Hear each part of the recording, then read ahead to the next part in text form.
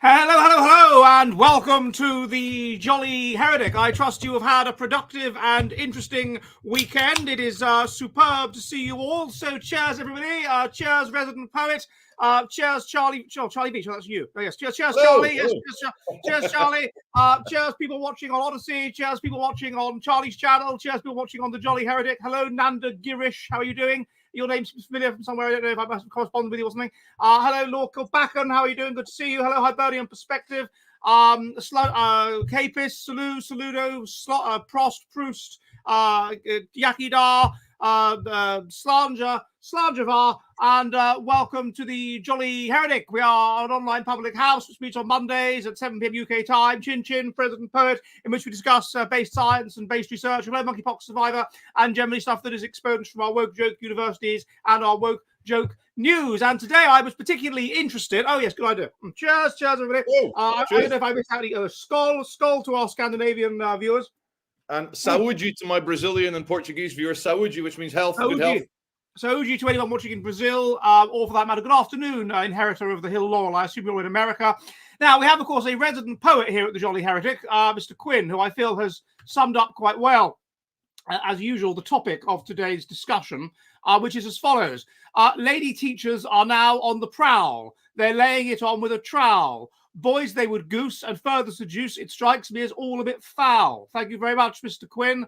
And if you would like to buy Mr. Quinn's book of Jolly Heretic poetry, then it is, of course, available on Amazon. And he also has a YouTube channel where he can early doors, indeed, Lord Kilbacken. Well, I didn't want to forget it. I didn't want to forget it, and I had it there, and I read through it, and I got a sense of the meter, you know, so I didn't read it wrong and balls it up, and so then I thought I would look at that at this stage. Charlie looking fly, says Harry Cecilia. I don't know what that it's the barber polo shirt reference. You like so with a slightly Finnish flag for you, Ed. You see, where's it? Where's my Finnish flag? There. Oh shit! There he is. Oh yes. Oh, it's kind of. Well, it's not. It's not. But I see. It has the same colours. It has the same colour. So, did you go to Preston, Charlie? I did. I went to Preston 2 days ago. I did my ranting there. I went again today, and I've got a great video to launch after our show. But today's show is mostly filming. Since the Gaza invasion, the Muslim ladies in Britain have doubled down on the full ninja, like executioner, Middle Ages aesthetic. And so they're very fascinating to film because they know they're covered up, but they notice you filming from across the street, and then they double cover up by covering their eyes. So it's literally a bin bag walking in front of them. Like a what's it called? The actual like in Afghanistan where they're like a Taliban with the kind of like thick gauze over the eyes. That's what they need. That's it is indeed grim up north, Steve. It's grim up Preston. Anyway, I was fascinated to read about this woman by the name of Rebecca Joins, who is originally from Salford. So she was living in a penthouse, like a nice block of flats, apparently in Salford, and now she's on trial. It's a really amazing case. This, I don't know whether I have some lurid fascination with this sort of with this sort of stuff going on, but she was on trial anyway for banging a 16-year-old pupil. And while she was on bail for that, she then started a relationship with a 15-year-old pupil. Yeah, and got pregnant by him. It's amazing. Then, of the school that she is at. And then she managed to get him back to her place, where she played at some kind of Anne Summers game, where using scratch cards, where you have to do sexual things that are stated in the scratch cards, and somehow via this revealed to this 15-year-old boy to who had lost his virginity to her that she was pregnant by him, and I just find it quite amazing. I find it quite that she could do, but that's it on bail for the original offence of banging one 16-year-old pupil. She gets she starts a relationship with another one and gets him pregnant. You can't make this up. It reminds me of a line from the Hunter S. Thompson book, Fear and Loathing in Las Vegas, when he goes to Vegas with his fat Samoan lawyer. He says, our only hope now is to leave a trail of destruction, degeneracy, and like over-the-top insanity that no jury would possibly believe that a school teacher could get pregnant by one boy and then, whilst on bail for that offence, be brazenly doing it. What a gynocentric society. She was on bail for the offence of having a sexual relationship with one boy, and then while on bail got into a relationship with another boy and got pregnant. Well, there you go. So, well, Ed, 15-year-old boys are different from 1995 when we were 15, Ed. Like, with all the growth hormones and all their burgers, all the processed food, I'm sure like the kids are vaping these days, so that probably makes their balls drop about 3 years early. And so this teacher, these 15-year-olds, like, I don't think they were like me, like a little pimply, like pubescent 15-year-old with like acne. These were probably 6'5", like jock 15-year-olds with like hairy chests and like 8-inch penises. Sorry, rewind. No one is saying anything about the penises of schoolboys, but I bet you they do have big dicks. I mean, they call her Bunda. They called her Bunda Becky apparently in the classroom because apparently she has a big ass, and she flirted with them in the classroom, and then took boy A, that's the first one that she was shagging, on a trip, and he had to keep it secret from his parents, so his parents didn't know about it, but his brother knew about it. His brother just thought it was funny, and she bought him a £345 Gucci belt from Selfridges in the Trafford Centre. On a teacher's salary. Well, apparently I don't know whether like Daddy was helping to fund her, because it said that she lived in some sort of posh area of Salford. Apparently, there's some area of Salford that's quite posh. Yeah. And that's where she lived. And then with the second boy, boy B, while she was she reckons that they didn't actually have sex till he was 16. So they started when she was 15, and then 16. But she said she was suspended from teaching at the time that she got into this relationship. Although I get the impression that he was still from the school that she'd been at, and she offered to, she was messaging him on Snapchat saying, "I'll help you with your GCSEs. Come over and I'll really give you some good help with your GCSEs." And then she got pregnant by him. And the child was taken away from her immediately, like within about a day of it being born. It was taken away from her and put into care. And then the trial of this woman continues. And she's from, I don't know if you know the area. She's from somewhere called Pensby Road on the Wirral. She now lives. I think she's moved back in with her parents. That's the impression I get. And they're from near a village called Pensby, which is somewhere near Liverpool. She's basically a Scouser then. So she's like a West Coast, near Ireland, rebellious Scouser. And what blows me away is, it's all fun and games. It's all boys fun and games until your teacher gets pregnant by your 15-year-old self. And like, everyone can keep it quiet. But what amazes me is she is not an idiot. She's obviously a trained teacher. She's a professional. She knew, Ed, that there may be repercussions to having sex with underage, albeit very well-developed 15-year-old boys. I'm sure they were. But what is the psychology, Edward, of a woman who knows it's wrong, has been caught, is on bail for it being wrong, and still does it anyway? I know I've talked about this a lot, but she talks about how she loves the attention. She really likes the attention. She gets off on the attention. She's female.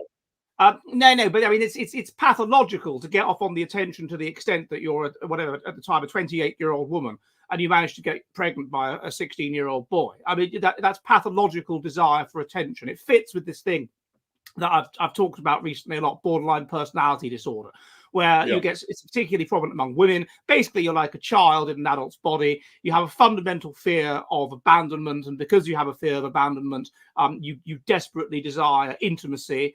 You will take any intimacy you can get, and you will tend to idealize people that show you any attention, and you'll become fall in love with them very easily. But you'll also are very emotionally unstable, and so if you will split because you're so childlike in your thinking. So if they upset you, then you'll be really, really nasty to them. But then you will have got them addicted to you, and so then ironically this will create a trauma bond like Stockholm syndrome, and the bond will increase. But you also fear being engulfed, being overwhelmed by these people. So if you get too intimate, then you'll sort of shun them. But you can't get out of the pattern. She's so needy. She's so desirous of attention.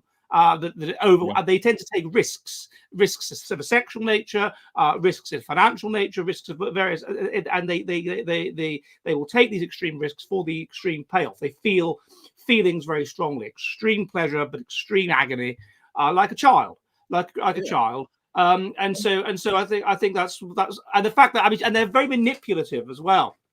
And the argument is that if you've had like unstable upbringing, where you're inconsistent parenting and things like this, there's a degree to which it's genetic, but then you have to learn to manipulate people, because that's the only, your mummy does not give you what you need, daddy does not give you what you need when you need it. So the only way you can get it is by manipulating people. And so it becomes second nature to manipulate people. And so you can see she's going into court with a baby's bonnet tucked into her trousers every day.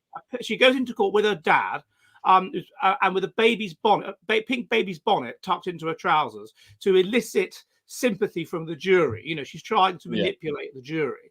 And I'm sure she was very manipulative. Like apparently the boy testified, this boy who was 16, he lost his virginity to her, testified about how he was making remarks like about how he was a bit nervous to do this because he was a virgin and all this, and she was just sort of laughing and joking about it and not taking his worries seriously. It's all about her.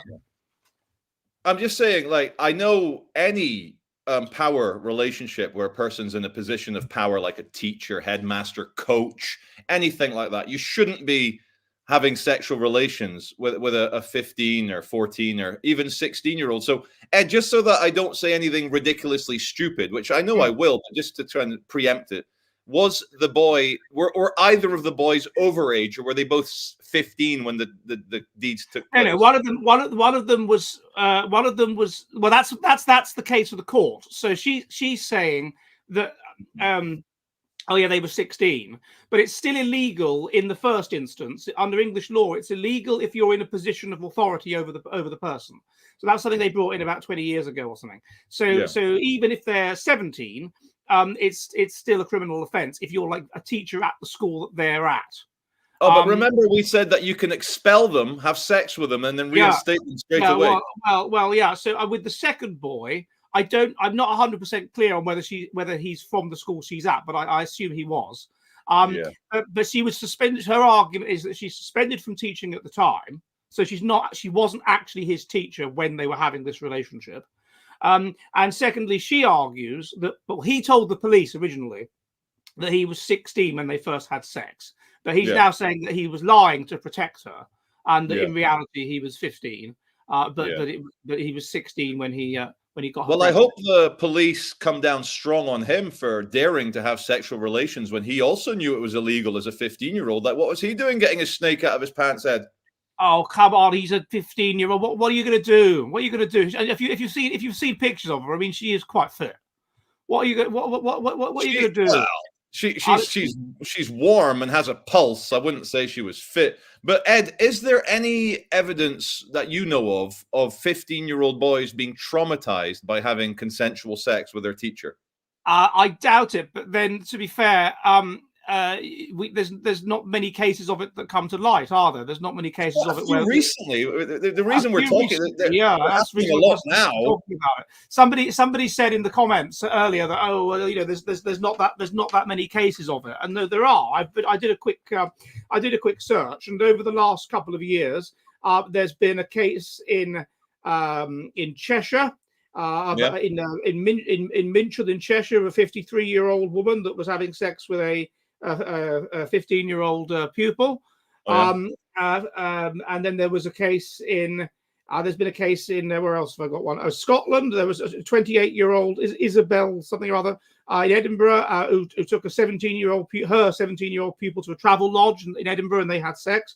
Oh, you know what, Ed? Sorry to jump in. I need to jump in. Ed, I've been waiting for this moment. A guy at my school, the Edinburgh Academy, the very renowned private school I attended in Scotland, there was a bully called Ranald Dawson. His father was a judge, and he bullied me. He made me feel like shit.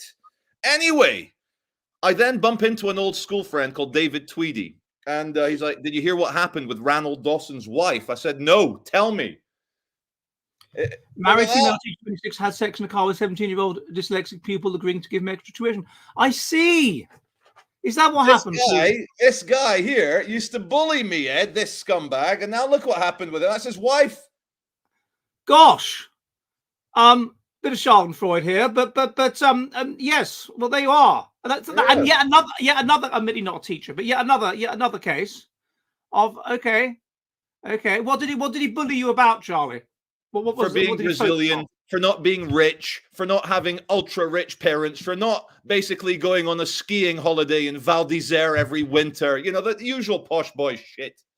Oh yeah, a lot of the people at my college at university at Hill B would go to Val d'Isère. Yeah, Val d'Isère was their place. It was their in thing. I assume it's become ghastly now and has become all, you know, like those horse races where posh people go and then very, very working class people that try to behave like they're posh and don't succeed because they get drunk and start fighting. Go. Anyway, yeah. So as somebody saying, he's Mrs. Extra Pork Sword. Naive Steve is saying, and yes, that's fair point. So. Anyway, and then there was a case I found. There was a case in Taiwan recently of a teacher that would make the pupil who was 13 come back to her room and then instruct him to undress, like in her capacity as his teacher, and then they would make sex. And she's been sentenced to 17 and a half years in prison. And then there was a case in the Harry S. Truman School in the Bronx of a French teacher called Juliana Almonte, who's black, who has been sending salacious texts to pupils and sexing around, but not like full sex, actual sex. And so there's been then there was a case in Padiham in this is in Burnley or somewhere around there. Lancashire, Burnley, Burnley, Lancashire, right. And then there was a case in London of a woman called, and it's all recently, Alice McBrearty, 23, who had sex with 15-year-old pupil in an Ibis hotel in London. There you go. And then there was a case of a teaching assistant. Imagine how stupid they probably are. I've never understood that. Joanna Phillips of Bradford was having sex with a 15-year-old pupil.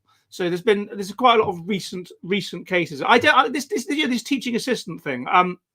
They didn't exist when I was at school. What you had people's mums, the slightly more middle class mums who were housewives, whose husbands were lawyers or doctors or whatever, and they had nothing to do, and they'd come in and they'd like hear us read, they'd listen to us read, and help out with the sort of stupid pupils, that sort of thing. Yeah. But you didn't have teaching assistants; that didn't exist. So, did you have any teachers or teachers' assistants that you were, as a 15-year-old, that you thought was sexy at your school, Ed?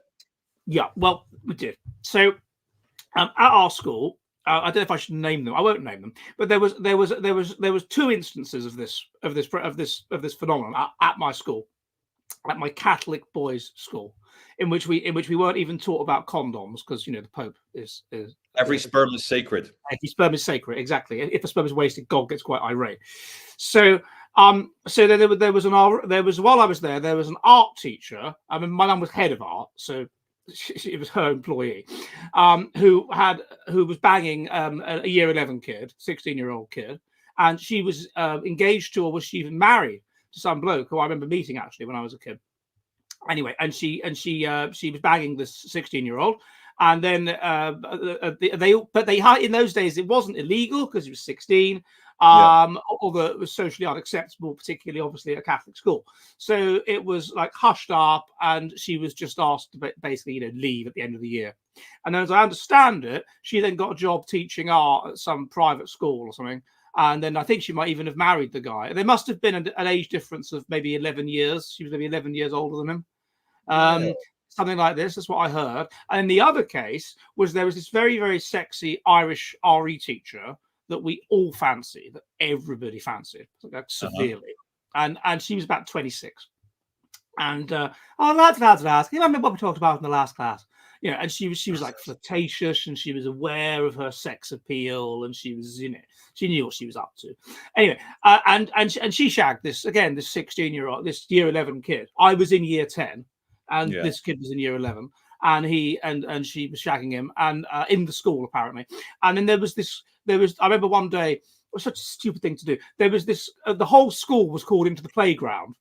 and the headmaster with his megaphone announced that no one was to go into this particular boys' loo at one end of the school, like the year 11, year 10 kids, boys loo, because there's some disgusting and completely untrue graffiti there.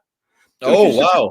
Because he just drew attention to it, didn't he? He just drew attention to it. So, of course, everybody wants to know what it is. And some people know. And it gets around the school, of course, that it's this teacher, this Irish RE teacher, and she's been shagging this guy. And surprise, surprise, at the end of the year, she just suddenly leaves. And it was just all sort of covered up. And I would think, I mean, I can't believe that my school is surely not some kind of weird outlier in this respect. I mean, it was just ordinary, or not ordinary, it's Catholic school, but it was basically. And so I would have think that there in most schools there were probably cases of this. As I said, there was at least like 2 that I know of. Now, admittedly, because my mum was head of art at the school, so I can sort of confirm these things. You know, it wasn't just rumor with me. I mean, it's like afterwards, my mum admitted this. You know, that is what happened. But yeah, two cases in 5 years of me being in the lower school. I'm not aware of any cases in the sixth form. Were there any such cases at your school? I could just off the top of my head, there's a few weird ones. Like we had a boarding school mate in Mackenzie House for the kind of boys up to the age of 16, up until GCSE. Mackenzie House, they had a matron who was like a kind of stocky, short-haired, not lesbian, but like asexual matron woman. And on every Wednesday, she'd make us change, like go into all the boys' rooms. There'd be like 6 of us per room in these big like Victorian houses. And she's like, right, laundry day, get your duvets covers off. I want all your clothes. So get your pajamas off. And some of the boys are like, but miss, I'm not wearing underwear. She goes, I don't care. Get all your clothes into the bag. Basically, this matron with us all as like 14-year-olds making us change our beds naked, basically. I wore boxers because I was wise to this perverted asexual they, them, a chubby they, them before such things became popular. Another one. So anyway, that's my first bit of trauma, was avoiding the asexual dumpy woman wanting to see my pubescent penis, you know, changing the things. And then he was a Russian and French teacher. I'm not going to name him. A lot of these people, Ed, they've not retired yet. It would be unfair of us to name them. But he got suspended as a teacher. But we knew he got suspended, but it was just went on a sabbatical because one of his daughter's friends, he was teaching her judo, and he ended up on top of her. And I think all he said was, well, hello, young lady, as a joke. And just because he was like on top of her, he said, and other kids heard him say, well, hello, young lady. But in terms of female teachers, there was literally only 2 that weren't obese, scary. You know, the big angry woman from Matilda, the Roald Dahl book, Matilda. Oh, Miss Trunchbull. Yes, they were all like that. The 2 that weren't, they were married to other teachers and they're already in their late 30s. And we didn't have anyone chasing us. But speaking of like, just one last thing I remember while I'm remembering being forced to change my bed sheets naked, I should maybe do a claim against the Edinburgh Academy. They're already in the news for like that. Oh, Nick someone, the BBC guy, got abused. Nicky Campbell. Nicky Campbell. I'm gonna get the black belt barrister to say, right, private litigation. I want to settle out of court. Why did you have a matron looking at my pubescent winky when I was getting ready? But they'd probably deny it. There was no cameras back then. But just the very last. Also, the black belt barrister wouldn't know anything about Scots law. No, oh yeah, he's only England and Wales. He would it would throw him off completely. But I managed to, leave school. I left school a virgin. That's very at 17. I was still. I'm going to put my hands up for all the viewers. I was still a virgin at 17. Oh, if you weren't a virgin at 17, what kind of degenerate council house were you? I mean, Jesus Christ. Exactly, Ed. I was interested in A levels and Edinburgh University and philosophy. Right. Yeah. I'm sure when David Hume started at Edinburgh University to do philosophy, he was a virgin. I'm sure he was, and he found that was it the greatest happiness of the greatest number of people was him. I'm just trying to throw in a utilitarian joke in there. No, that wasn't him. That was Bentham. Was it? Yeah, Bentham was utilitarianism. Oh shit! I'm getting my philosophers mixed. It's been a while. David Hume was empiricism. Yeah. All right. Anyway, yes, carry on. So yes, Edinburgh Academy. You would have a case against the Edinburgh Academy, like Nicky Campbell.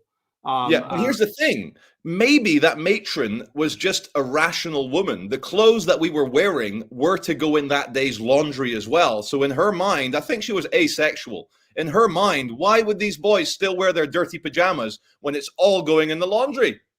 That's a good point. Yeah, I think that must have been it. It wasn't any power dynamic or anything like that. But I didn't. I mean, in terms of what's going on, it seems to me I was trying to work out like what are the reasons for this? Why is this coming to prominence? I suppose the first thing is with anything like this is it goes like with sexual abuse at schools, is that people become more degenerate. Fine, and so therefore you're more likely to have sexual abuse at schools, and the sex taboo breaks down, which has happened.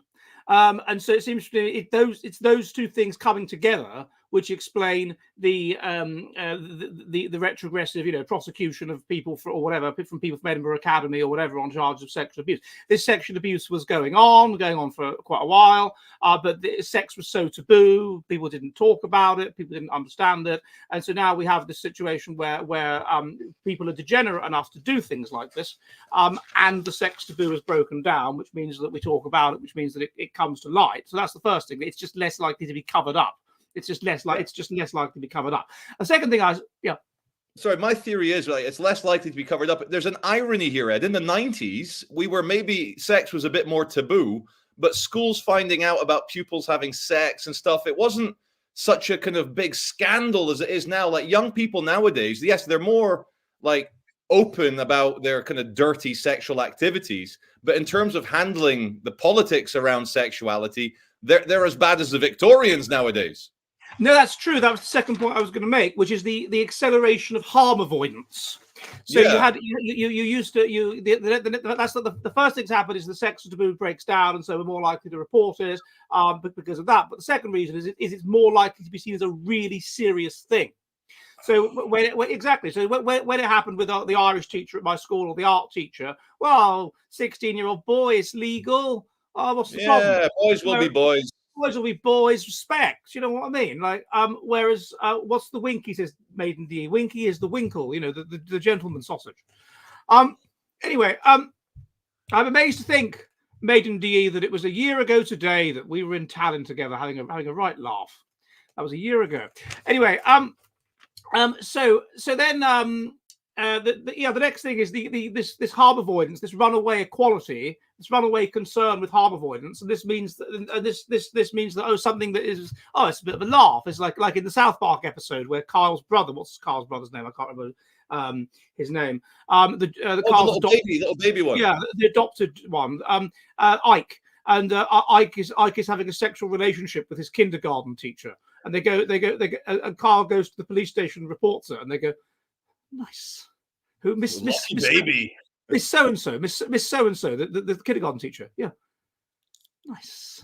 And that was the attitude. Whereas now it's a terrible harm. Oh, this poor boy is going to be traumatized by having lost his virginity to his really, really fit teacher. And I don't think he is. I think he's being told he's been taken advantage of, and you've been abused, and you've basically been raped.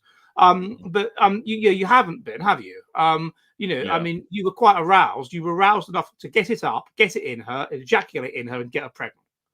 Yeah. So some would say, respect, well done, mate. You're a 16-year-old boy, and you got a bird pregnant. As a fellow father, Ed, like when your toddler falls over, you can either go, "Oh my God, you've fallen over," and then the baby's going to have a nervous screaming fit. Or you can say, "Oh, you've fallen over again. Get up. Come on, let's go have fun." And then the baby's like, "Okay." So I think I'm going to say something very controversial. And I hope I don't get, a snippet of what I'm about to say taken out of context, which is always a risk when you say things online. But isn't it the case that oftentimes society's reaction to sexual abuse is a lot worse for the person than the abuse itself?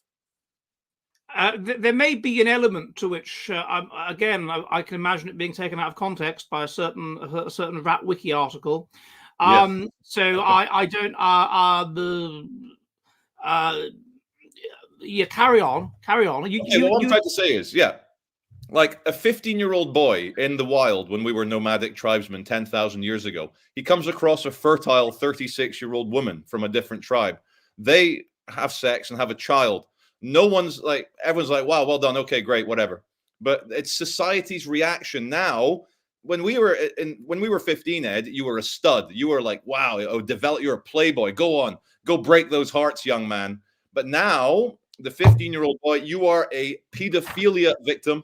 You are a victim of child abuse. You've got, like, psychologically the power play. You've been coerced and controlled. And the 15-year-old boy's like, whoa, I just stuck my dick in a 30-year-old woman's face. Richard Dawkins got in trouble for saying this with regard to, I think he used the phrase, what was the phrase he used about basically, you know, slightly pervy teachers at prep schools fondling kids.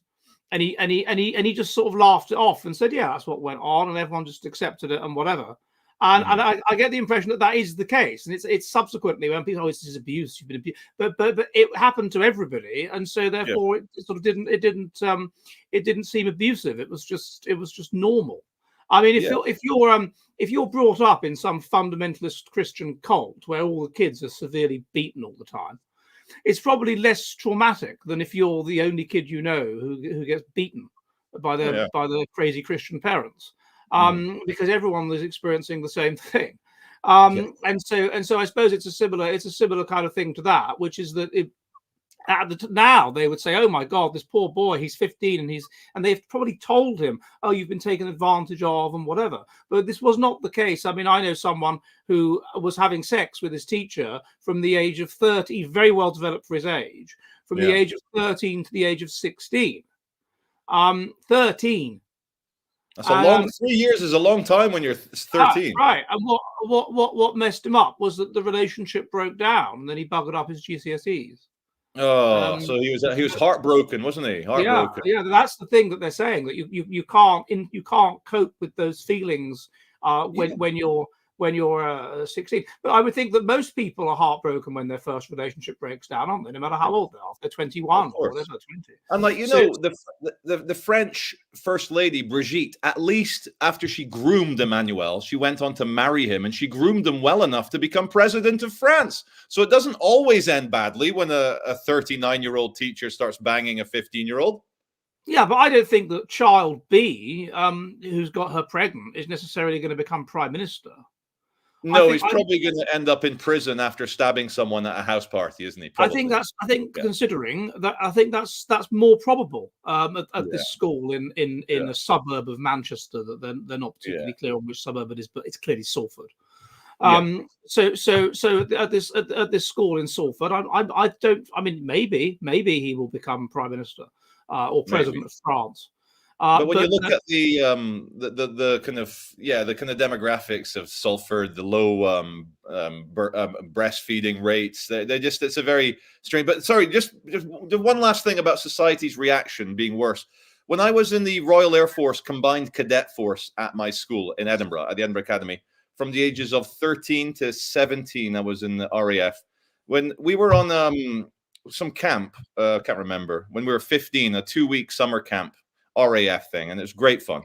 And one of the older boys at my school, who must have been 17 at the time, he was a true posh sadist, and he was like given the rank of sergeant or corporal, however it worked in the CCF, the Combined Cadet Force. And he would use violence against us every lesson. When he's teaching us RAF stuff, people would get stuff wrong, he would smack them across the head, launch chairs and tables at them, hit them, like not just like pretend, but real violence. And we'd all fight, and it only got exposed to one of the teachers when one of my friends was bleeding from his nose quite badly after the guy punched him.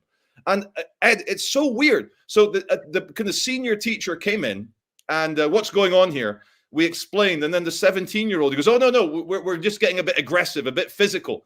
And the teacher goes, right, no more of that then, closes the door and leaves. Can you imagine nowadays a 17-year-old in charge of 15-year-olds smacking them about? It's so different. Oh, my dad said when he was at his grammar school in Birmingham, the teachers would just hit you all the time, and it was just that we just accepted it. It was quite fun. Yeah. Did you ever get hit by a teacher in the 90s, Ed? No. Yes. Not a teacher. It was someone's mum. And she, I as a joke, we were cooking or something, and I had this knife, and I as a joke said to this girl, Karima, I'm going to kill you. And she grabbed me and said, "Don't you dare do that," and hit me on the arm. And then realised that she really shouldn't have done that because she could get like in legal trouble.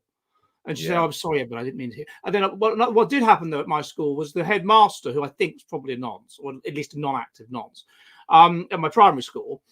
We were on a school trip to the Isle of Wight, and everybody went off to play rounders or something. But because I hated all sport, I sat in the tent and read my book on Anglo-Saxon history. And then I recount this in my memoir section of the book, Sent Before Their Time, on prematurity. Anyway, they all came back and they were all like ashen. And this boy, Danny Kempton, there was this half-black teacher called Sandra, who was very annoying. And Danny Kempton called her the word that we're not allowed to say on YouTube, that word. And the headmaster grabbed him and punched him in the stomach a number of times. And I think he might have fancied the black girl. And then I remember Danny in the big tent where we had dinner, crying. And then the headmaster took him off in the minivan, and then he came back and they were all friends, and he was giving him piggybacks and things. And I remember saying to Miss Huckle, who was this teacher there, this was illegal, which I knew it was. And she said, "Oh no, it's not." I said, "Yes, you know it is. You're lying." And she said, "Oh, it would go away," and then ran off and cried. It was a very difficult. But people liked the headmaster, so nobody wanted to grass him up to the police or anything like that. But I mean, it was in 1992. So they banned corporal punishment in schools in 1987. But it was still socially accepted. So I remember there was this supply teacher when I was 7 who was smacking the naughty boys, and then I told my mum about that, and my mum said, "Well, if she does that to you, then tell me because it's illegal." And then there was, but the attitude was that they deserved it, frankly. So I remember once I was 16, 96, in my Mr. Fraser's class. Oh God, I've just named him. Anyway, very charismatic French teacher, and I did something stupid, and I deserved it. He smacked me around the back of the head, was saying, "Tête de banane, you banana head," and because he did it in such a jovial, fun way, I think a couple of boys said, "Oh, Mr. Fraser, you can't do that, sir. You can't hit students." But I was like, "Oh, it's fine. I deserved it." And it was all kind of forgotten about. But nowadays, someone would have called 999 on their mobile phone. Oh yeah, straight away. Straight away. There was a boy. What was it? I was in the sixth form. We and my friend refused to do PE in the sixth form, and so as a punishment, we were made to help out with kids that were too retarded to do maths properly in this class. And we did that. And then one day they got a trainee teacher in called Mr. Al Samurai. And he had like a PhD in maths. For some reason, he was trained to be a secondary school maths teacher, and he was just shit at dealing with children. It was ridiculous. I mean, like, they wouldn't do anything. He would literally turn to me, the sixth form, and say, "Can you get me to shut up?" I can't. And I just shout, "Shut up!" And they do what I said. And then it got to a point where the kids were so pissed off they started shouting, "We want Cloudsdale," which is the teacher. Anyway, apparently he hit one of the kids. While I was I didn't see this. I didn't see him do this. And he came and he was. I had to give like a testimony as to what I'd seen, and he came up to me and said I didn't. He probably did, to be fair, but I did. I didn't see him do it. And so anyway, he was asked to leave. And that was the end of that. But it's ridiculous. So what can you do if kids are really, really just yobbish and badly behaved? What are you supposed to do? You got to do something. Ed, like, did you ever get teased by your parents? Not in a mean way, but my dad used to always, "Oh, Charlie, you growing up in the 90s to early 2000s, you missed the golden age of the 60s and the 70s, how amazing it was. No political correctness." But now, Ed, now that we're in 2024, I feel that maybe you and our generation in the 90s, we got the very best of it, because the 90s were even more liberated than the 60s, and there was no woke in the 90s. No woke. Well, there was a bit. You couldn't be racist. That was still the worst thing you could be. But it wasn't crazy like that. Like, I was watching a documentary the other day called "Death of a," what was it called? But it was "Death of a Supermodel." And it was about this transsexual, very convincing transsexual called Miriam Rivera. And there was in about 2003, there was this fly on the wall documentary where you get a load of laddish blokes stick them on an island, and they have to compete to get to be selected by this supermodel, and they get win, and then they win £10,000, and they get to spend a week on a boat with the supermodel. But what they don't know is that the supermodel's transsexual. And this was about 2003. And then eventually they all felt this was awful. They kissed a man, they whatever, and they got an injunction on the documentary coming out, and then they had to get paid off before, a lot of money before it could come out, and it was all in the papers. And the attitude in 2003 was, "This is a man." The attitude of the newspapers was, "This is a man, and it's outrageous, and it's basically almost like rape." And that was it. And no question about it. This whole thing about transsexuality, it was a man, and that was the end of the matter. And the idea, I saw some of the I was thinking about, though, that I was going to say to you, is that there has been a sort of a slight movement back. So I think when it goes too far, the regime or whatever, the blob, realizes it's losing the support of the ordinaries. When the ordinaries feel under threat. And then there's a movement back, and you saw that in relation to the free love, whatever, of the 70s. It was considered homosexuality. It was considered to have gone too far, and that plus AIDS meant there was a conservative kind of backlash against it, and against homosexuality. It was more unacceptable in the 80s than in the 70s. And then also we're seeing now that the NHS has now asserted that it is your right to be on a single-sex ward, and by single-sex they mean natal sex. Natal. And if you are a trans man, you will go on a woman ward, and if you are a trans woman, you will go on a man ward, and that's there's this movement back. It's quite interesting. Yeah. Oh man, you're just bringing back memories. I remember going at RHS Bridgewater. It's a Royal Horticultural Society with my young children just a few years ago, and my daughter must have been about 6 at the time. Daddy, I really need to wee. But I noticed, because I've had millions of years of evolution to notice when something doesn't look right, pattern recognition. I noticed a tall woman with an Adam's apple going into the ladies' lavatory before my daughter needed to urinate.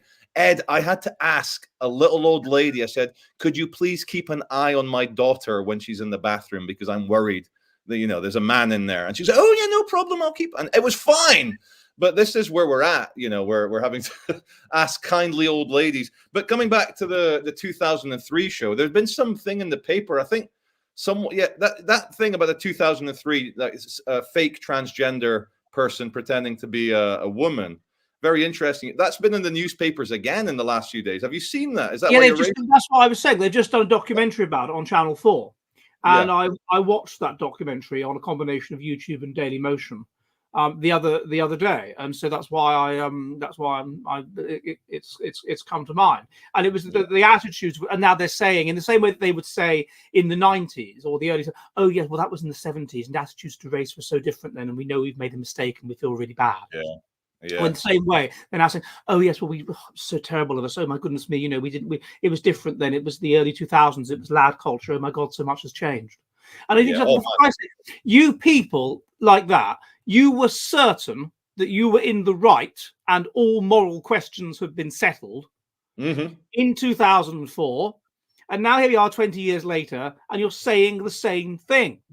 So maybe you should have a little bit more humility with regard to making assertions about trans issues or whatever, because 20 years from now, you could be eating your words.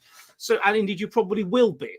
So it seems to be quite extraordinary. I met these two girls at Oxford University, and they said to me, "Well, certain questions are settled. I mean, like, of course, people have to have rights. Of course, there has to be equality." I was like, "What do you mean?" In the 50s, they'd have said certain questions are settled. Of course, women that get pregnant outside of marriage should have to give up their children to a nice middle-class family because they're sluts and they're unsuitable. Of course, I mean, certain questions are settled. I mean, let's go back further. Certain questions are settled. Of course, the person that commits treason has to be hanged, drawn, and quartered. I mean, we've had that debate. We've had that debate as a society, and we've concluded that's what we do to them. That's the crazy attitude that. But on that note, we're about halfway through. So to those of you that are new, hello, hello, hello, and welcome to the Jolly Heretic. We are an online public house, which meets on Mondays at 7 p.m. UK time, 2 p.m. New York, which discuss based science and stuff that's basically expunged by our woke joke universities and woke joke media. And it's always me and my good friend Charlie Veach. So please subscribe to his channel. That's Charlie Veach on YouTube. And please subscribe to my channel. That's this channel here, the Jolly Heretic. It helps us violently if you subscribe. If you like what I do, you can support my channel by going over to thejollyheretic.com. That's where I put stuff that's far too spicy for YouTube, and the way you can support me if you wish to for as little as the cost of a pint of beer a month.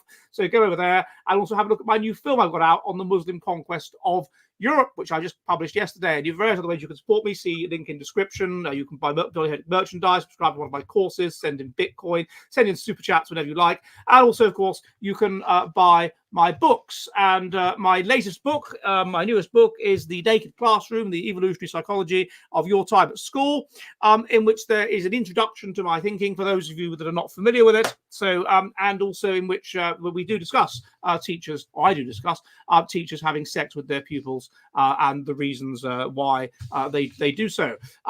So do that. Crutchy. I'd like to meet this Crutchy guy. Yeah, Crutchy looks exactly like Prince Harry if he'd fallen on hard times. I wanted to ask you I saw your promo, your trailer for the Islamic invasion of Europe. I guess that's Al-Andalus, Cordoba, that sort of thing. But just very quickly, Ed, if you could give our viewers, because my viewers are watching on here as well, give us a quick synopsis, why it's exciting, why it's important, and was it based or not important because they did it once and they're doing it again. And I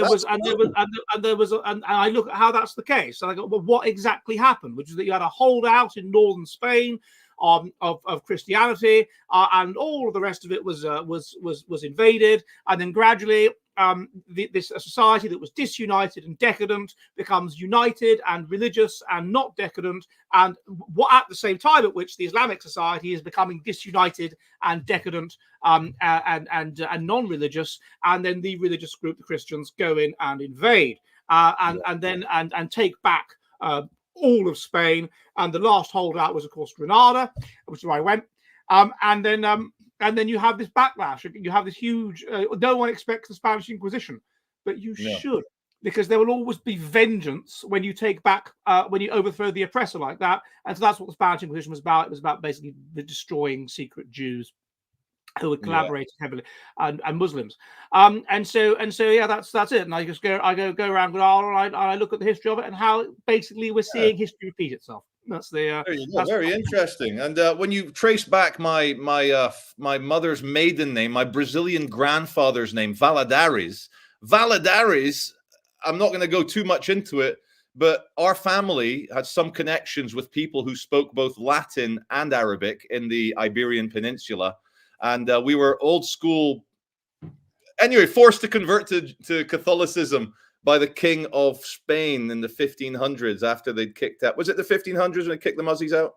It was 1490, right about then. Yeah, 1490. Yeah, right about then. And but I bet like on the flag of Hezbollah, they've got an AK-47. On the flag of Saudi Arabia, they have a sword. So Islam's very much about conquering and taking on new lands. But do you think the conquering of the British Isles as a similar sized region to the Iberia, a bit smaller, but is it going to be via the belly or via the big gun? It's a combination of both. I think it'll mainly be, it's happening via the belly. I mean, that's the policy. Even the Algerian government have talked about this, that they are colonizing Europe with their wombs. Yeah. And that's the main way they're doing so. So to a lesser extent, you send in males and whatever, and the males have sex with the females, and the children will grow up Muslim, and so with their penises as well. Then, but it's not like when it was South America, that was men, overwhelmingly men, that went in there and impregnated the native population. This is much more. This is different. This is much more like the Anglo-Saxon invasion of England. It's families. It's full scale displacement. It's going to be like South Africa, and I'm calling it. It's going to be about 250 years. I think. I know you say it's going to be a lot sooner, but I think it's going to be like South Africa, whereas the blacks will be the Muslims and the white minority will be the old like English establishment, the posh landed gentry, the aristocrats around the royal family. But it will get to a point where we've got, say, 70 million Muslims and only, say, 10 million. I'm exaggerating, but you know what I mean. They're going to make demands like the ANC and Mandela and well, they're already making demands. If you look in my film, I show a clip of this boy that was autistic or something in Burnley or somewhere, and he dropped a Quran on the floor at his school or something, and this he caused a huge furore. And his mother goes into the mosque and wears a veil. Sorry, I'm so sorry. And oh, I'm very sorry. Oh, my son, he's got autism, and oh, he didn't know that it was offensive, and all this, So it'll be things like that. And when you have an intransigent minority and people are surrounding them just want to grill, then it's that intransigent minority that will get what they want, and you'll always give ground to them just because you'll hope that they'll be content, but they'll never be content. They'll always want more. They'll always demand more. So what they did in Spain, apparently, the reason why people in Spain are so into their chorizo, I look at this in the film, is because it's a marker. Once Spain was taken back by the Christians, you had all these crypto Muslims and crypto Jews. And so it was a marker that you were genuinely a Christian, that you would eat the chorizo. So they will offer you chorizo when you go to their house, a marker. Now you can imagine that going. Pork will go. Eventually they'll say, oh, we can't even go into a supermarket if there's pork in it. And eventually people will stop eating pork. And you can see how maybe even we'll take Fridays and Saturdays off, but not Sundays. And these kinds of things. Yeah, I found it when I was at school in Qatar. I went to the Doha College, which was an English curriculum school, and our school week was Saturday, Sunday, Monday, Tuesday, Wednesday, and I think and then Thursday and Thursday and Friday were the weekends, and then my Monday morning was Saturday. Now, Ed, I wanted to explore with you because the viewers are saying that this is very good that we've left the school degeneracy and school teachers getting knobbed by 15-year-olds. But why is it, Ed, that we don't seem to mind as a British European nation? We don't mind if we see a Chinatown in every town. If I'm in Clitheroe here in Lancashire and I see 3 Chinese restaurants, it doesn't threaten me. If I'm going through London and I see a little Sikh or Hindu festival and they're all throwing colors on each other, I don't mind. But there's something inherent about the conquering aspects of Islam that puts me on the back foot, that makes me think, hold on a second, they're not here to start families and start Chinese restaurants. They're here to put me in my place. Well, yeah, the dominant form of Islam that has developed since the 18th century, really, since Wahhabism, has been this fundamentalist form of Islam, which is a reaction, I guess, to a people who have been in power, were empowered in the golden age of Islam, and then they have collapsed back into various problems. And so they react by becoming more fundamentalist and by becoming more gung ho and conquest focused. Well, and that's the dominant form. Whereas that is not the dominant form of when a group is relatively rich within its society. So that's not the dominant form of Sikhism at all, although it has been in the past. And it's not the dominant form of Hinduism, although interestingly it's becoming like that in India. It's becoming, but only within India, because of the Muslims, and it's because of the Muslims. That is true. That also that there it is a reaction against British dominance of India and Muslim dominance of India. And so then you have this Hindu nationalism, but it's like the thing that we weren't going to mention today. They're rooted in that one land, India. They don't have a desire to engage in conquest outside of India. It's not a conversion religion, and to a certain extent, Sikhism is not a conversion. You can convert to Sikhism, but in general, no. Sikhism is basically considered a race. Yeah, fair enough. This is some sort of argument going on. I'm just going to go and investigate that. The Finnish police have finally found Edward Dutton. To all the viewers here, in case he stays permanently black, he's been swatted by his Finnish haters. They're going to come in and grab him. He's going to be in handcuffs. I don't know what's going on. Yeah, so it's not Hinduism is not a conversionist religion. It's something that you're born into. Although you can convert to various gurus or whatever.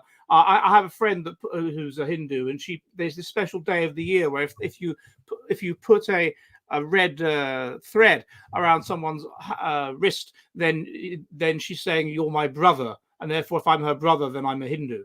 But no, they're not conversionist. Islam is conversionist. Yeah. And do you know, also, as we know, it's quite a young religion. Of all the ones we're mentioning, Hinduism, Sikhism, Christianity, Islam is the youngest. It's what, 1400 now?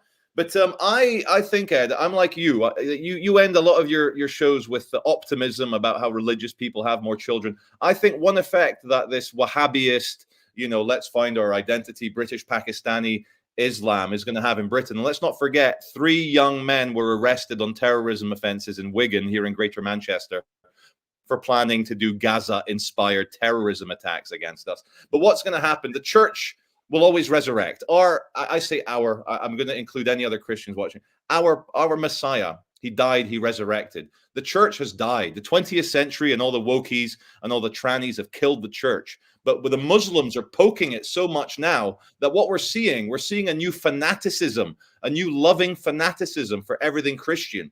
After that Marmari Emmanuel guy got stabbed by the Muzzy in Sydney, you saw big, strong bodybuilder men carrying the crucifix.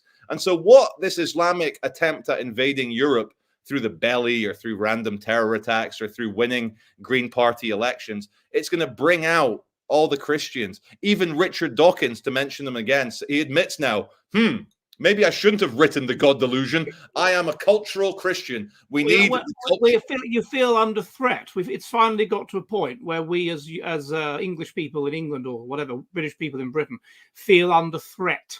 Yes. When obviously it's clearly. I mean, even our Prime Minister is Indian. So how can you not feel under threat? And so there should be some reference. Speaking of Christianity, though, I was going to explain to you how virgin birth could happen. You asked about this last week. Oh yes. Right. So look, here's the situation. I did a video about this a couple of years ago. In 2007, a Korean scientist called Hwee Wook-suk had said that they'd cloned a human embryo. And it turned out to be scientific fraud. They hadn't cloned a human embryo, but what had happened was the spontaneous activation of the ovum. That is to say, the ovum had spontaneously formed an embryo. Now, this can happen. It's just vanishingly rare. Obviously, the way that a busy lizzie or various kinds of plants pass on their genes is via parthenogenesis. We are distantly related to a busy lizzie. And so very occasionally it can happen that an ovum spontaneously turns into an ovum. Now, of course, it doesn't survive. It's called fetiform terraforma, this process. It's basically a tumor. It's a living thing, right? It's a tumor. That's what a tumor is, a tumor. And it doesn't survive because we are not evolved to parthenogenesis, to asexual reproduction. So that means that if you have any bad recessives at all, then they will all be manifest in this ovum. All of your bad recessives that you have that are recessives will be positives, will be non-recessives. And so therefore, this thing will just be a sick, disgusting freak of a monster, and it will die, and it will be self-aborted by the mother. Yeah. And so when this happens, when fetiform terraforma happens, i.e. when an ovary drops into the canal and becomes an embryo spontaneously, it's going to be absolutely sick and it's going to be aborted. So that's it. So the genetic quality of it is very bad. It's going to be a monster. Now, the only way around it's going to be like the ultimate act of inbreeding. Yeah. So the only way around this would be if you had a people that had been under very, very harsh Darwinian selection for a very, very long time, such that they were very, very, very strongly adapted to a particular environment, such that there were basically no recessives. Imagine the possibility that this could only happen via lots and lots and lots of cousin marriage, lots and lots of inbreeding. And when that happens, then what that means is that the cousin, all of the inbreds, they all die. And the people that survive are just very, very strongly adapted to the environment, very, very healthy. That's where cousin marriage comes from. You've got high pathogen load. You need to be adapted to the environment. You marry a cousin, the gene linkages don't break up. And so you end up with these extremely healthy people. And it works who are highly, highly adapted to the environment. And therefore, everything that could go wrong is flushed out. And so therefore, there's no recessives. And you're going to get some people, therefore, that are incredibly incredibly genetically fit in these harsh conditions, like a very, very pure line, absolutely adapted, highly specialized. Right. Now, then what you can get, you get a chimerer. So a chimerer is when you have a twins that in an early stage and that are non-identical, and then one of the twins is reabsorbed into the fetus. And so you end up with a situation where you have the person will have a part of their body will have one genetic code and part of it will not. And so if you take genes from one part of their body, they won't come across as related to their child, but from another part they will, because they're literally genetically two people. So then what you can get is a chimeric parthenode. That is to say, a person is a mixture of fertilized and unfertilized material. Wow. A chimeric parthenode. So let's say you have you have two eggs that come out, and you get one is unfertilized, one is fertilized. They merge together, so you have a chimeric parthenode. Now, obviously, if this happens, they're always going to be female. They'll have to be female because there's no Y chromosome. It's impossible for there to be a Y chromosome. It's a chimeric parthenode. It's come about. There's no Y chromosome. But what you can get is a male, is someone that's overtly male, that looks male, but has no Y chromosome, has XX, someone that's intersex. This is Lachapelle syndrome. Lachapelle syndrome. Yeah. So what you could get then is a spontaneous Lachapelle syndrome. You could get someone that is a chimeric parthenode, plus they have Lachapelle syndrome, and that would be a virgin birth. There you go. Now, so I was following everything you were saying. I'm very interested in the chimerism of when a fertilized zygote will absorb an unfertilized one. So what you're saying, Ed, if I understand correctly, is that I could be all Charles Veitch DNA, but my testicles might be my love rivals that tried to impregnate my wife 10 years ago. His sperm got caught in her vagina. This only happens with women. This only happens with women. So there's no chance that my testicles are another man's genetic code. Okay. No. This only happens with women. So the woman is the fetiform terraformer. The woman produces an egg. The egg spontaneously becomes an embryo. If it's healthy enough, which is very unlikely, then it's able to survive. And if that thing also happens to be to have Lachapelle syndrome, so that it looks like a male, then you have Jesus. Then you have the virgin birth. So so that we're all on the same page, so a chimeric parthenone with Lachapelle syndrome is the Messiah of the Christians. That if they are correct that it was genuinely a virgin birth, then yes, that is correct. Yeah, fantastic. Look at that. We've rebunked the virgin conception. We brought it back into the realms of possibility. Good on you, Ed. It's possible, but it's just obviously it's vanishingly unlikely. I mean, statistically. Hello, Vatican. Can we get a sainthood, a Saint Dutton for bringing the scientific Jesus back on the table? 1 in 20,000 babies have Lachapelle syndrome. So and every 200,000 females are have this spontaneous embryo thing. So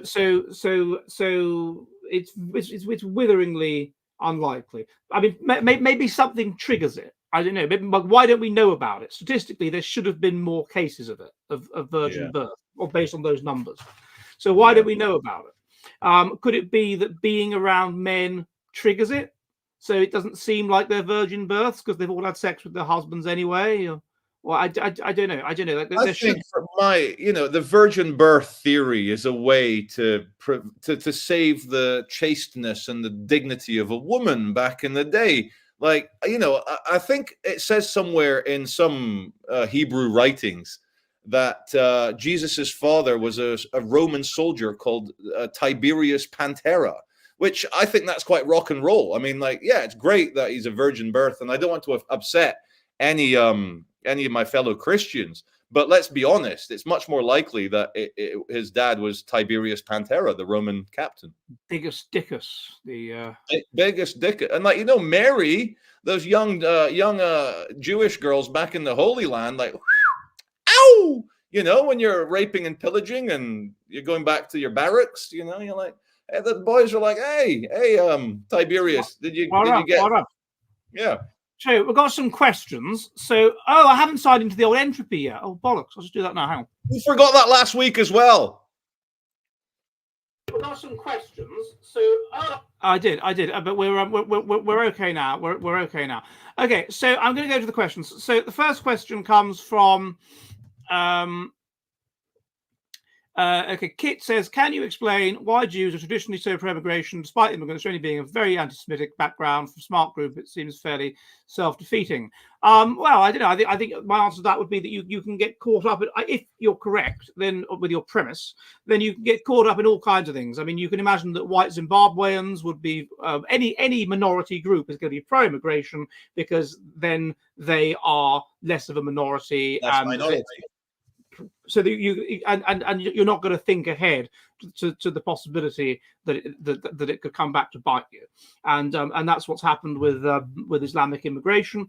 But I don't think that when people are acting in this way, they're going to think ahead. There's going to be generally pro-immigration, and it happens to be the case that a lot of Muslims have come. So I don't think it undermines the intent. Second question is from Low Mercury Tuna. He says, Finland Swedes are making a mistake, as US blacks did by supporting Dems with pro-mass immigration. Both would have supported binational society, zero immigration. Mass immigration caused them to lose paramount minority status. Yeah, this is true. I mean, I do think that the Swedish-speaking Finnish party, the Svenska Folkpartiet, is making a mistake by promoting multiculturalism, clearly. But then they would do, wouldn't they? Because they're kind of like the Scottish. I mean, the most Finnish areas of Finland now, where there's no foreigners, are the Swedish-speaking areas on the coast. There's no foreigners in these places, so they can virtue signal about, oh, isn't it great to have multiculturalism, because they didn't have to experience it. So, and that's just like Scotland. Scotland is 95% white, and they go on about, oh, multicultural, isn't it great? Oh, multicultural society. Oh, isn't it? Oh, so and so white, so and so white, and they don't have to experience it. So it seems it's for them. It's just a way of virtue signaling. Like you get that if you go to places like Devon or whatever. It's all like 98% white, but they still go on about multiculturalism. Cheshire. Yeah, and it's funny. I'm glad you've raised this multiculturalism. I actually did a live stream commenting on a Carl Benjamin video that I thought was incredibly based and amazing, and I lost my train of thought halfway through. But I wanted to say, I saw a criticism of someone goes, they were a lefty, they were a bleeding heart, pro-immigration lefty, and they said, how hypocritical of Priti Patel and Suella Braverman to be against immigration and against multiculturalism when they're multicultural and they're immigrants. And I went, hold on, my lefty friend. Priti Patel and Suella Braverman quite clearly of the British culture, of the kind of, democratic, honorable British culture. And so any comments on that, Ed? Well, one thing I would say about both Priti Patel and Suella Braverman is they've married white people. Based. So you can say that they have integrated. Yeah. And they therefore have a stake in the society, in so much as their children are half British. Yeah. And that's not even the case with the Prime Minister, but that's the case with them. And secondly, the fact that it's okay having, I don't see it's a contradiction to be an immigrant that's opposed to overwhelming levels of mass immigration that are destroying the society and making it rubbish. So, I mean, I'm an immigrant into Finland, but I would oppose huge levels of immigration of the kind that you have in the UK, which is to fundamentally change the society and make it not Finnish. What I like about Finland is its Finnishness. Now, you could argue that I'm contributing to undermining an element of that Finnishness, but if I am, it's in a good way. I'm trying to make them more creative. They're very uncreative. I would argue that because your flag is identical to the Finnish flag, it's just a different colored crucifix. You're not really an immigrant. You're a fellow Christian from another part of the Christian world. Yeah, but of all of the people in Europe, the Finns are the most genetically different from us British. Are they? Yeah, they're very different from everybody else genetically. So they're a bit unusual. But they've got that whole like Asiatic Oriental like admixture, which I find extremely compatible with the British way and European ways. Like I've got very little empirical data. I've been to Thailand 3 times, and I know the Thai are a bit like Southeast Asian as well, but I find the kind of Thai and Chinese and Taiwanese and Japanese, their humor, their way of life is very compatible. They like the same jokes, they like the same sort of thing. You can't quite say the same for Muslims. The Muslims don't like one of my favorite jokes is about the Mongol sacking of Baghdad. But I've never had a Muslim laugh with me about that. I think it's hilarious, you know. What is that joke? I don't know that joke.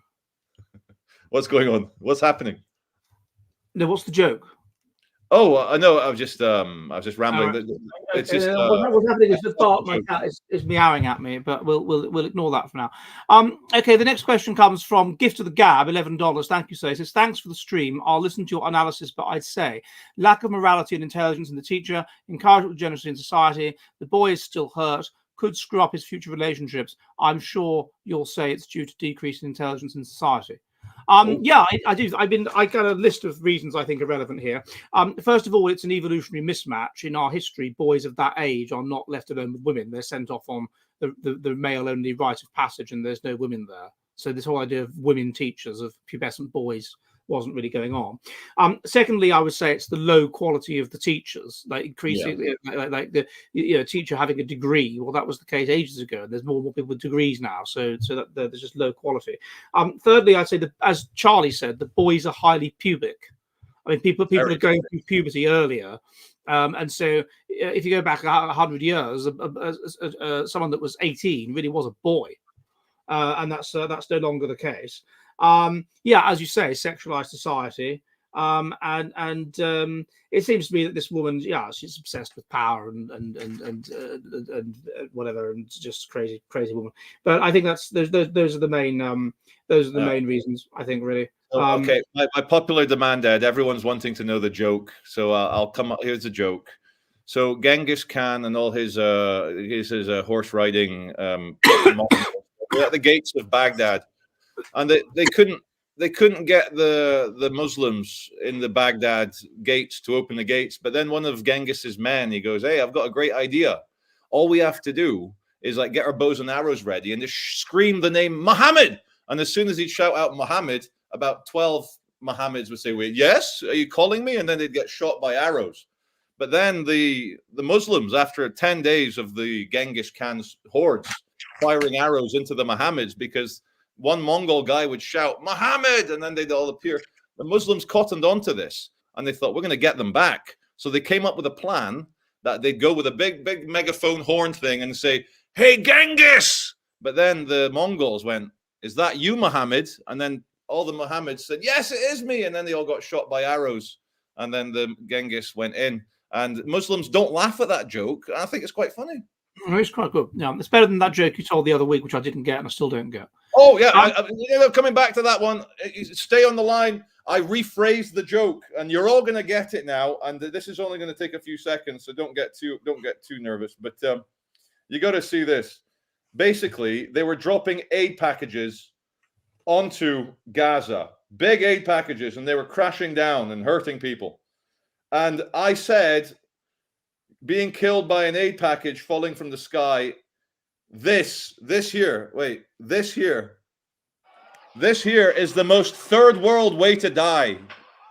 Getting killed by an aid package dropping on your head without a parachute. It's the brownest way to die.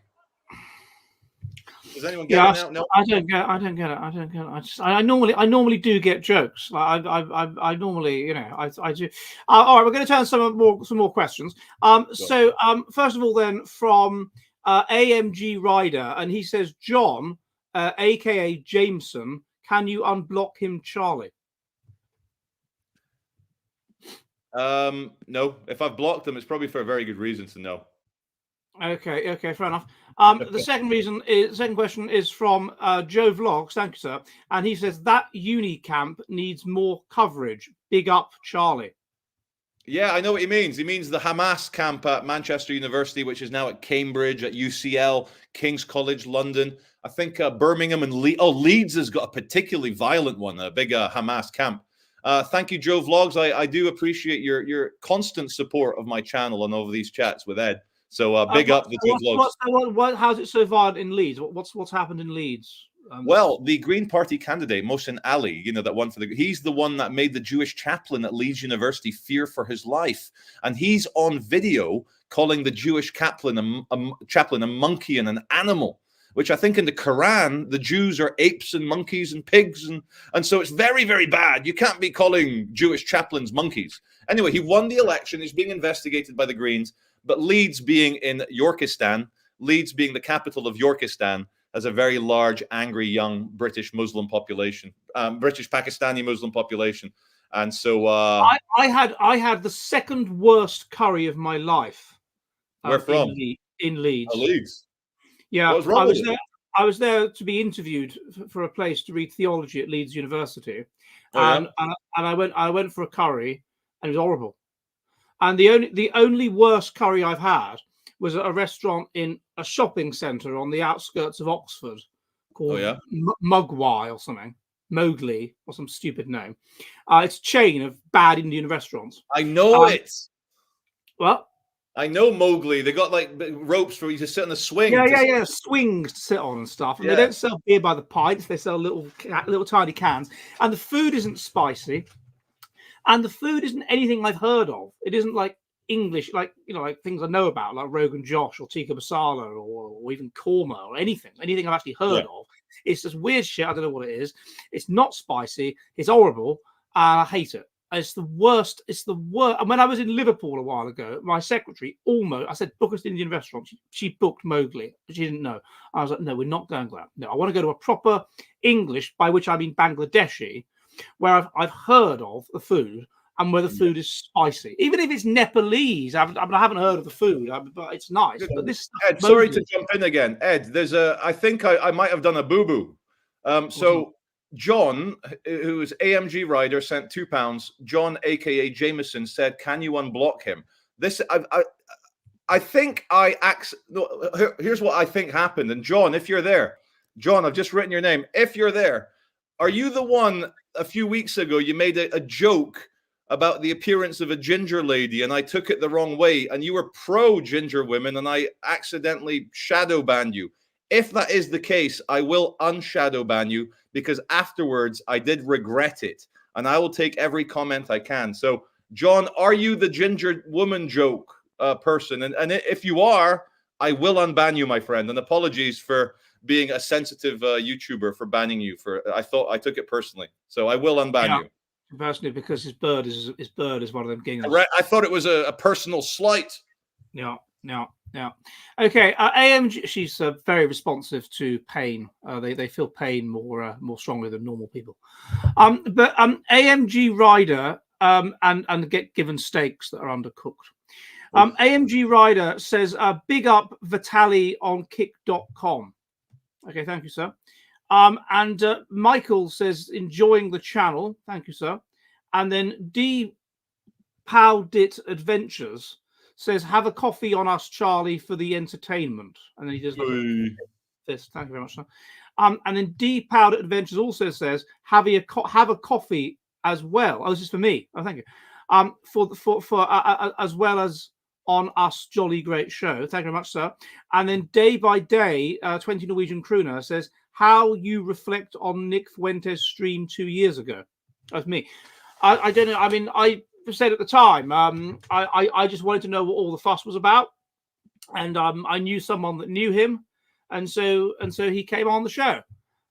And can I say, it was because of you, Ed, that I first ever saw Nick Fuentes was on your show. I discovered you, Ed, I remember 2.5 years ago or so, for the first time. And then like a week after I first ever saw you, and I thought I'd love to do a kind of a podcast with this guy. I saw Nick Fuentes, and I've subsequently seen a million things by him, but he has only ever impressed me with his intelligence and wit on your show, Ed. I think I get the impression that a lot of the time he just likes to be provocative and say ridiculous things like, "Oh, dinosaurs are made up" or whatever. But and so on my show, I thought my reaction was that he was highly intelligent. He was highly intelligent, and he's putting on an act when he says ridiculous things like, "Oh, dinosaurs are made up," or whatever. Yeah. That's just his sort of shtick. Yes, it's Kay Buckley. I remember calling him Nicholas Fountain to disguise what I was doing. That's right. But no, he came across as very, very intelligent. And then subsequently, when I've seen him in things, he doesn't, and that's obviously deliberate. It's an act. His act is. I must, you know, as the in-house Latino here, Nick Fuentes would be better translated as Nick Springs, if I'm honest. Nick Springs. Okay, yeah, better Springs. Fuente. Fuente. Yeah, okay. All right. Well, anyway, Nick Spring, whatever. That reminds me of Dick Spring, who used to be the Deputy Taoiseach of Ireland. Anyway, yeah. So no, I first heard of this from trigonometry, says Jake Ford. Is he on trigonometry? Those fucking purple pill piece of shit. I cannot. Let me just wait. I've just had to spit on the floor there. Trigonometry mentioned. Sorry, carry on. You're not happy with trigonometry. Oh yeah, because they didn't. I see. Yes, you had your little dispute with them. Yeah. I remember that.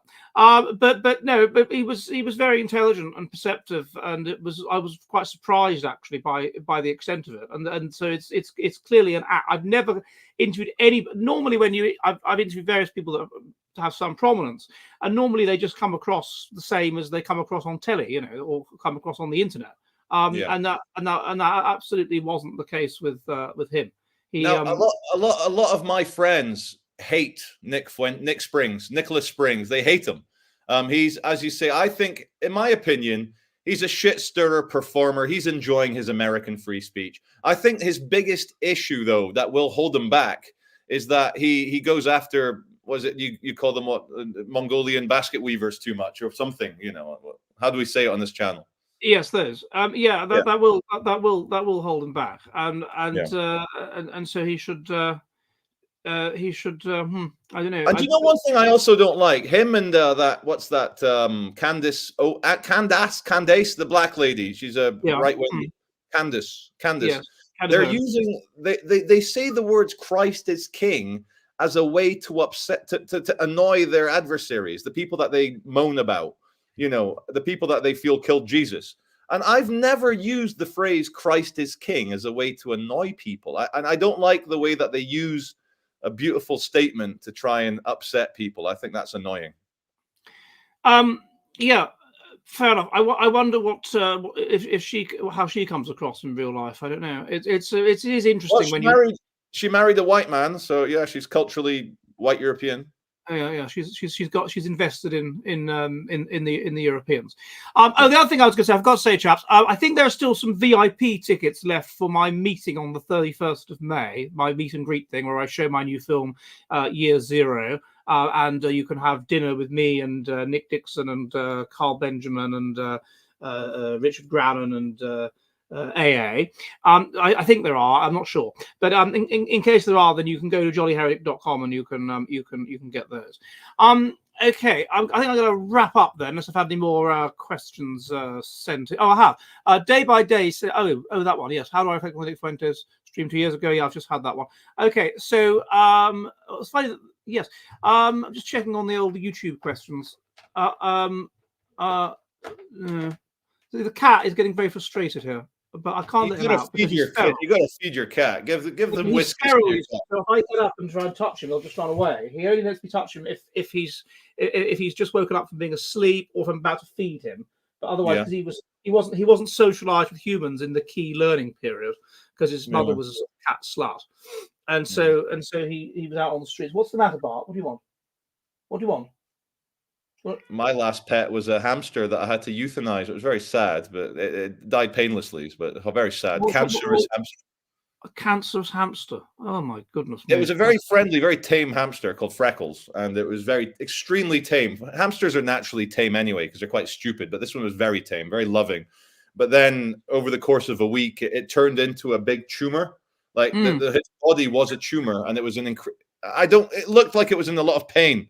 So I euthanized it very, very painlessly. So I had to. I'm an animal lover.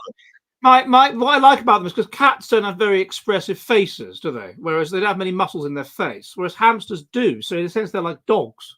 like if they're happy, they look happy. They're like, They wow, do. fantastic, nuts, wow, brilliant. Yeah. When it was my daughter Olaf the hamster's second birthday, she'd bought him all these presents, and the look on his face, he was like, wow, Olaf's pretty cool all of a sudden. Look at all these presents I'm getting. This is fantastic. But he died aged 2.5. Someone's just said in the comment, Craig from Scotland says that Cancerous Hamster is an epic band name. Maybe for a Norwegian heavy metal band, Cancerous Hamster, you know. I think that's an excellent idea. Okay, I'm going to wrap up now, chaps. So it was good to see you all, and we will see you next Monday. And tally ho, and goodbye.